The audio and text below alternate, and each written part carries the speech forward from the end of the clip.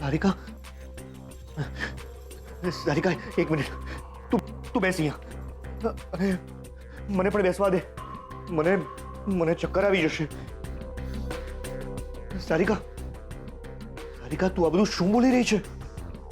મહેતા કન્સ્ટ્રક્શનના માલિક મારા પપ્પા અને એમના પછી વારસદાર પ્રદ્યુમનભાઈ અને હું.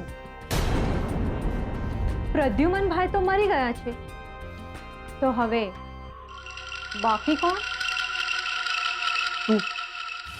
તો પછી આટલી મોટી રકમનો માલિક શોધન એકલો કેમ?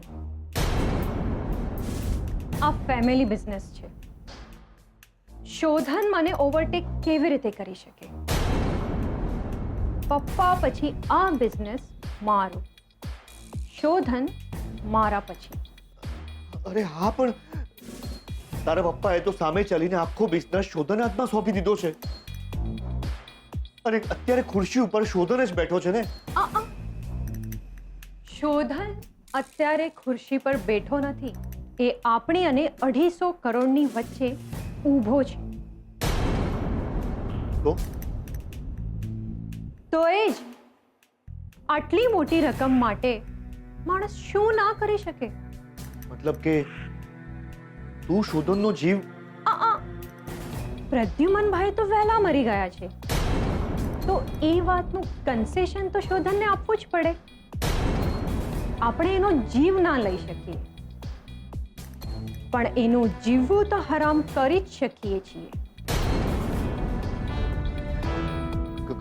કરવાનું શું છે આપણે? રણજી, તે પેલી વાર્તા સાંભળી છે? રાજાનો જીવ એક પોપટમાં હતો.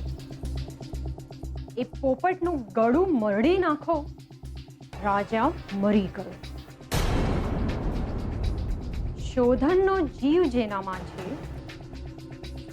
એ જ એનું જીવવું હરામ કરી નાખશે. કોણ? લક્ષ્મી?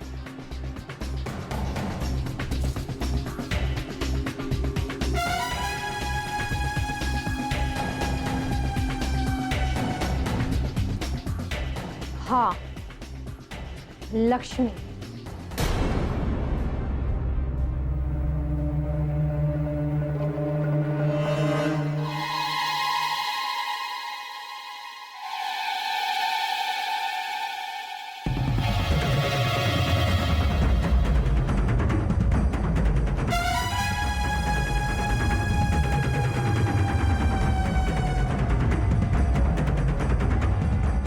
લક્ષ્મી, જી સારિકા ફોન. જમવા બેસે છે? જી. પછી જમજે. મારી સાડીઓ નથી મળી રહી. ડ્રાય ક્લિનિંગમાંથી તો ક્યારની આવી ગઈ છે. ક્યાં મૂકી છે તે? અરે એ તો મેં તમારા કબાટમાં જ મૂકી હતી.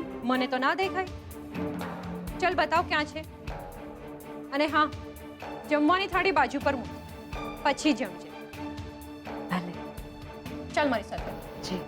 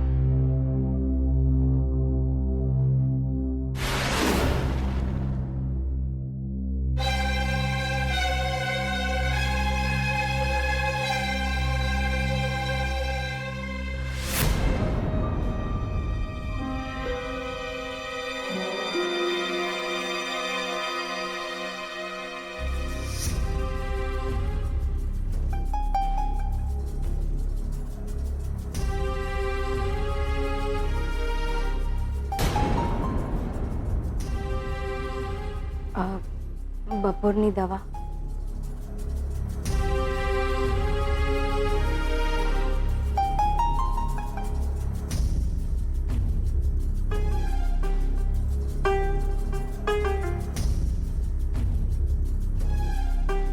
તો મોડું જમો છો આજકાલ તમે?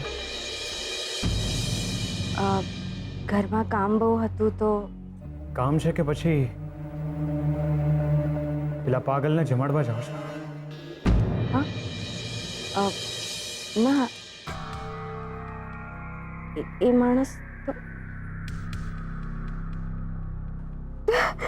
લક્ષ્મી, મને કેમ લક્ષ્મી, લક્ષ્મી શું થાય છે?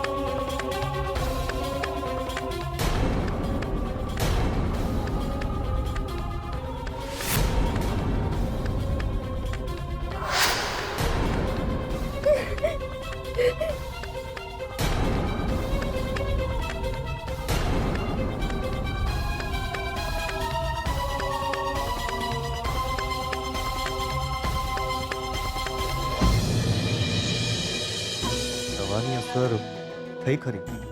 શોધનને ખબર નથી કે માણસને આંગળી આપે તો આખો હાથ પકડી લેતો હોય છે.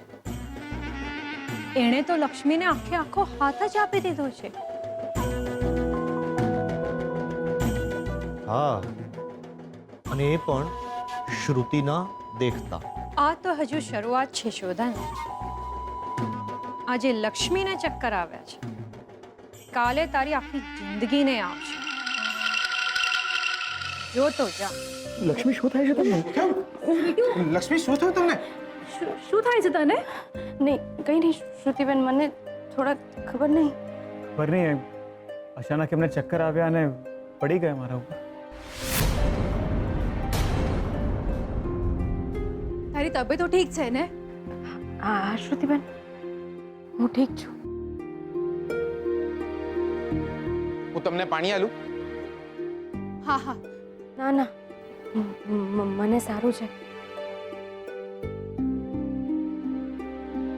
સ્વીટુ, હું તને અહીંયા લેવા આવી અને તું છે તો લેવા માટે? કેમ? એટલે એકચ્યુઅલી મોમ અને ડેડ બંને 2 દિવસ માટે બહારગામ ગયા છે અને હું એકલી જ હતી, તો મને થયું કે હું તને મારી સાથે લઈ જાઉં, પણ તને તો ઠીક નથી તો. અરે શ્રુતિ બેટા, તું લક્ષ્મીને તારે ઘરે બોલાવે છે, એને કહેતો તું જ અહીં આવી જાને. પણ દાદાજી, તારા મમ્મી પપ્પા નથી તો 2 દિવસ તો અહીંયા રહેવા આવી જા. અરે આપણે ખાસું પીશું ને ધમાલ કરશું.